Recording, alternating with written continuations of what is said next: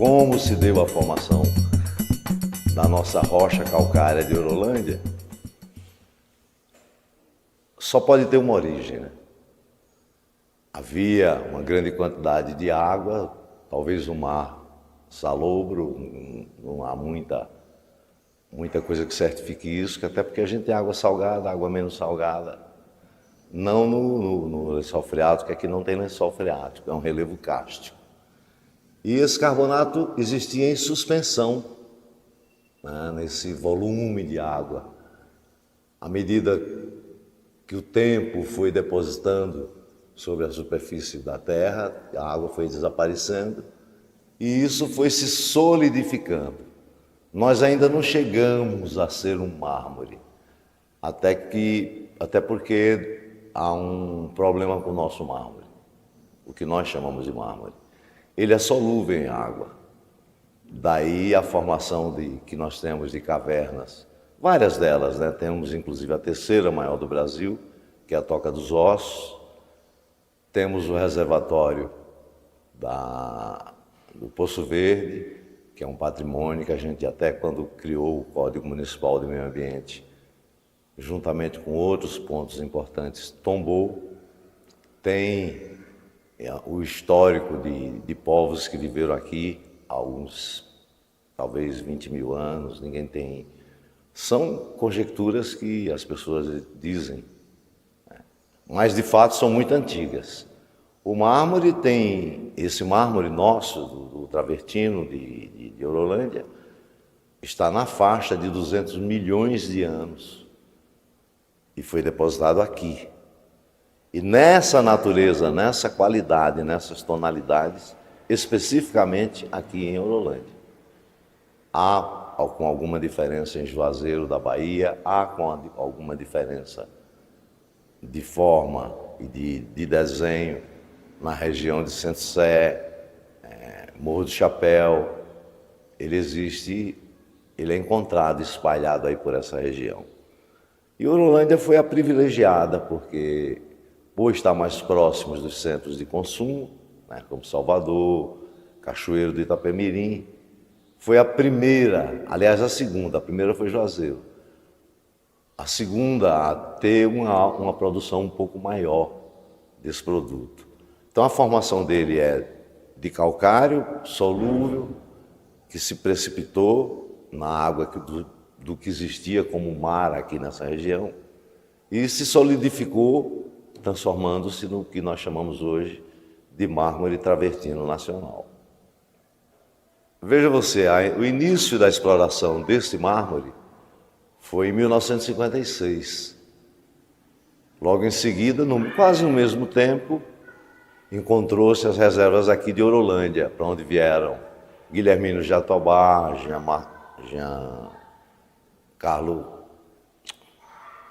seu Gianfranco Biglia, juntamente com Zé Castro e outros que entraram aqui quando a exploração era ainda muito predatória. Eles usavam explosivos, a quebra do lajedo era feita com pichotes, são pedacinhos de ferro de aço temperado. Eles furavam e colocavam em fila, depois batiam, o mármore se abria e eles iam formando os retângulos e os cubos que depois eram levados, a maioria um pouco para Salvador, mas a maioria para Cachoeiro do Itapemirim. E lá eles eram desdobrados em chapas e vendidos no Brasil inteiro, onde alcançavam um preço, naquele tempo, maior do que hoje e proporcionalmente, né, ao que representa a moeda hoje e o que representava naquele tempo. O que isso causou? Causou trincas. Hoje você vai tirar blocos aqui na região. Ele já trinca por natureza. Como ele é compactado em lajedos pequenos ou lajedos grandes, quando você retira o material do lajedo, ele sofre um processo de dilatação, que a gente chama de expansão. Nesse sofrer da expansão, noite diminui de tamanho, dia aumenta de tamanho. Ele corre o risco de sofrer trincas.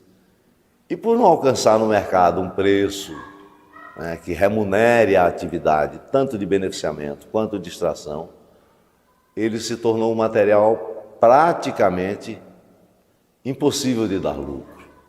Mas a gente continua na luta.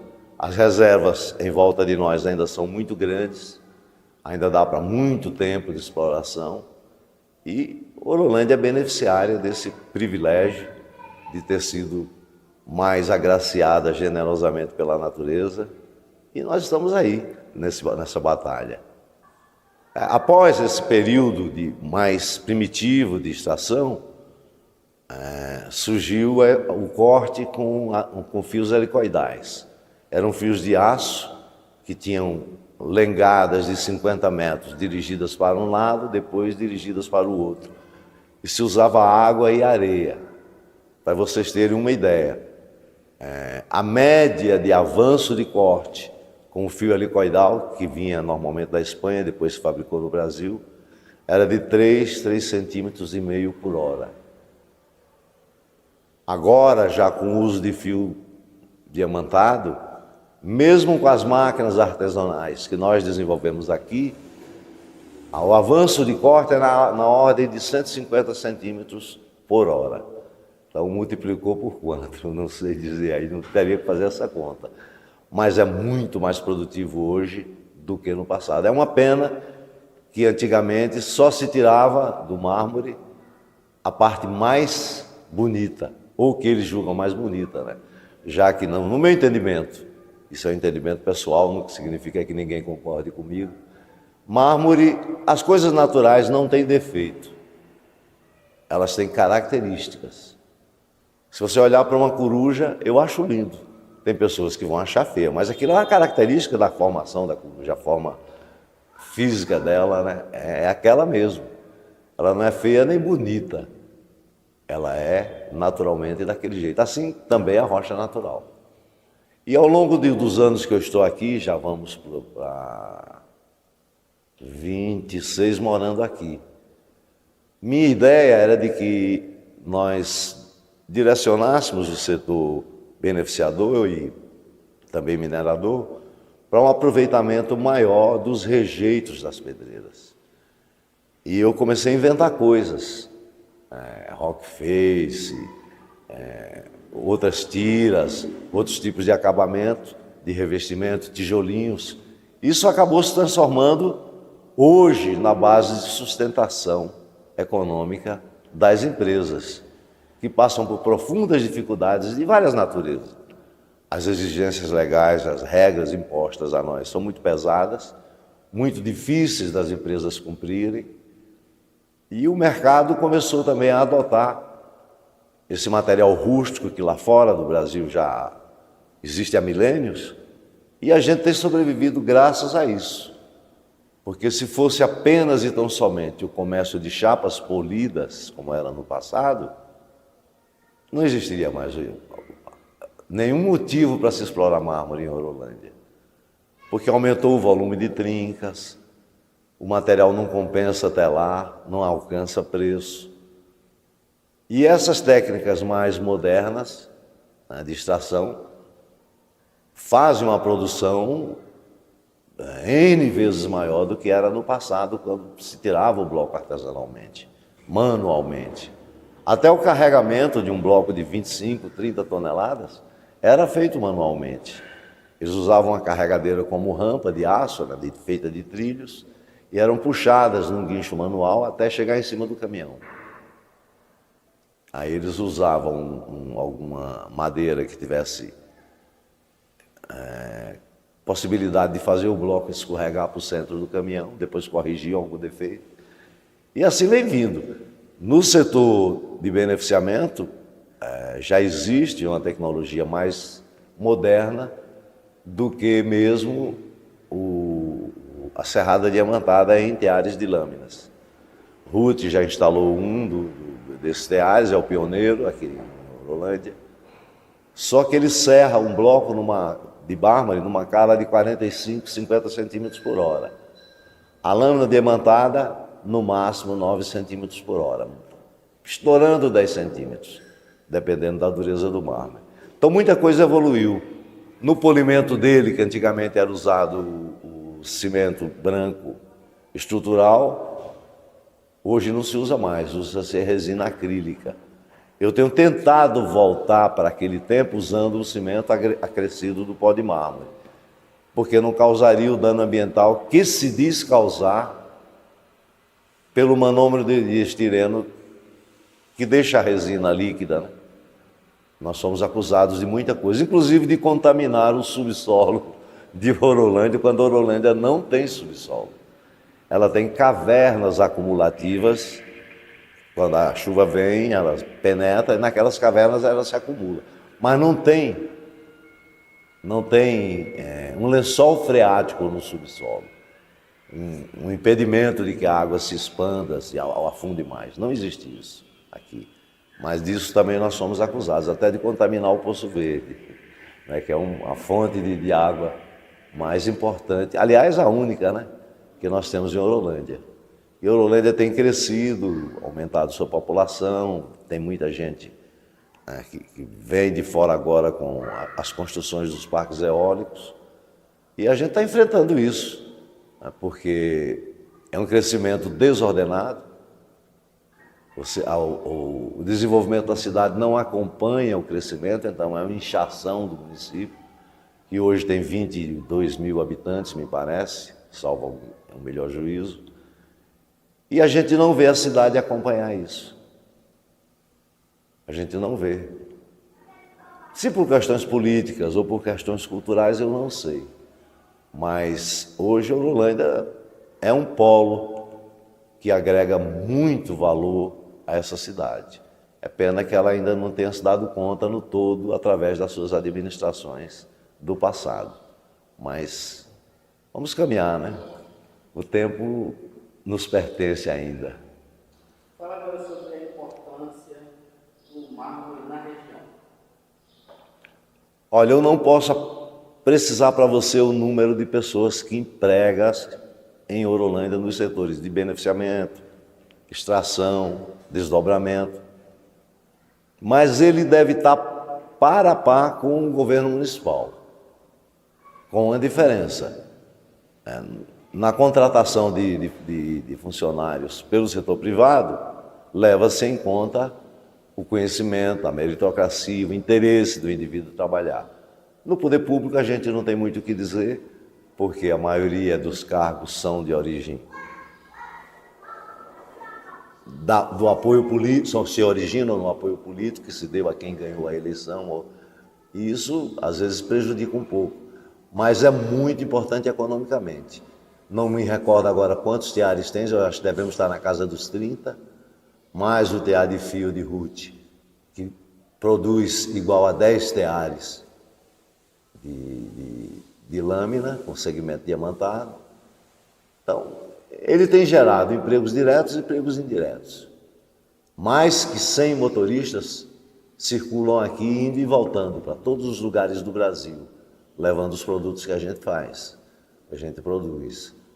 E o número de empregos com carteira assinada em Orolândia, o setor supera todos os setores da região, todos os setores econômicos da região, inclusive o setor público, porque a gente emprega com carteira assinada. Olha, o pioneiro em exportar, acredito que tenha sido Gianmarco Biglia. Depois Paulo Roberto exportou, depois a gente exportou lá a partir de Juazeiro, mas para a América do Sul. Para fora, na África, Paulo Roberto já fez exportações, só que a gente não tem um volume para competir lá fora, como outros países, como o Egito, a Turquia, a própria Itália, né, que produz um material similar ao nosso, com algumas diferenças. Então, hoje, eu acho que a exportação está zerada, mas ela é possível voltar, principalmente se nós levarmos o artesanato do mármore para beneficiar pequenas unidades familiares que tenham interesse em produzir isso. Eu tentei essa ideia quando presidi essa associação, mas não foi possível. E comecei trazendo coisas que eu via, não inventei nada, trazia coisas novas, logo se espalhava, o preço começa a ter uma demanda boa, depois a oferta se amplia e os preços... Isso acontece em tudo do nosso setor, né? Todo o setor econômico nosso. Nós não temos domínio sobre os nossos preços e nem temos domínio sobre os nossos custos. Isso tem tornado praticamente inviável. Não fosse o aproveitamento dos rejeitos de pedreira e de marmorarias, o setor não se viabilizava mais.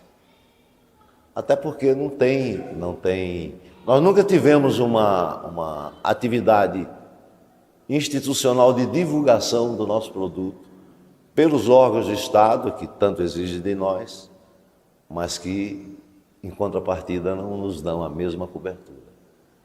Mas é uma luta que a Sobege tem que travar, a gente já sofreu muito, né, com as ações das agências reguladoras, do Ministério Público. Para que você tenha uma ideia, 22 das empresas que hoje militam aqui foram multadas em 870 milhões de reais, que era dinheiro suficiente para comprar o Rolândia umas 3 vezes. Infelizmente, a gente passou por esse sofrimento. Depois houve um acordo que a gente vem levando, pagando, eu acho que a maioria está pagando, eu acho que todo mundo, e vamos ver se a gente se livra disso e se une mais. Que o maior fator do nosso produto ser desvalorizado, isso não nos salvaria a formação de cartéis. Não, eu sempre fui contra isso. Mas que as pessoas tomassem consciência do que vale isso aqui. E as pessoas não tomam, infelizmente. Aí quando você lança um produto, gente, vamos manter um preço que nos dê lucro. De repente você está vendendo a 190, 150, 120, a outro cara já vende a 50. É uma guerra fratricida. Nós mesmos somos os nossos maiores inimigos, infelizmente. Eu acredito ainda que nós não exploramos do mercado no que diz respeito à produção a partir dos resíduos, nem 15%. Hoje o Brasil ainda importa da Indonésia, da China, da Turquia, da Índia, algo em torno de uns 25, 30 milhões de dólares. Eu espero que haja uma tomada de consciência, que não seja de natureza política, mas institucional mesmo, e que a gente leve avante um projeto de mais união do setor, não para explorar o consumidor do que a gente produz, mas pelo menos que seja lucrativo.